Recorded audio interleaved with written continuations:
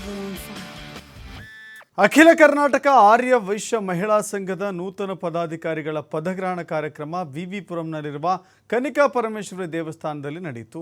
ಮಹಿಳಾ ಆರ್ಯ ವೈಶ್ಯ ಸಂಘದ ನೂತನ ಅಧ್ಯಕ್ಷರಾಗಿ ಉಮಾ ಸಾಯಿರಾಮ್, ಪ್ರಧಾನ ಕಾರ್ಯದರ್ಶಿಯಾಗಿ ಸಂಧ್ಯಾ ಜಗದೀಶ್, ಖಜಾಂಚಿಯಾಗಿ ಶಕುಂತಲಾ ವಿ ಪದಗ್ರಹಣ ಮಾಡಿದರು.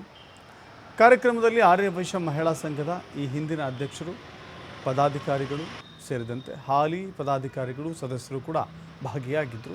ನೂತನವಾಗಿ ಅಧ್ಯಕ್ಷೆಯಾಗಿ ಅಧಿಕಾರ ವಹಿಸಿಕೊಂಡ ಉಮಾ ಸಾಯಿರಾಮ್ ಮಾತನಾಡಿ, ಮುಂದಿನ 2 ವರ್ಷದ ನನ್ನ ಅವಧಿಯಲ್ಲಿ ಶಿಕ್ಷಣ ಮತ್ತು ಧಾರ್ಮಿಕತೆಗೆ ಹೆಚ್ಚಿನ ಪ್ರಾಶಸ್ತ್ಯ ಕೊಡುವುದರ ಜೊತೆಗೆ ಬಡ ವರ್ಗದವರಿಗಾಗಿ ವೈದ್ಯಕೀಯ ಸೌಲಭ್ಯ ಒದಗಿಸುವ ಕೆಲ ಕಾರ್ಯಕ್ರಮ ರೂಪಿಸುವ ಆಶಾಭಾವನೆಯನ್ನು ವ್ಯಕ್ತಪಡಿಸಿದರು.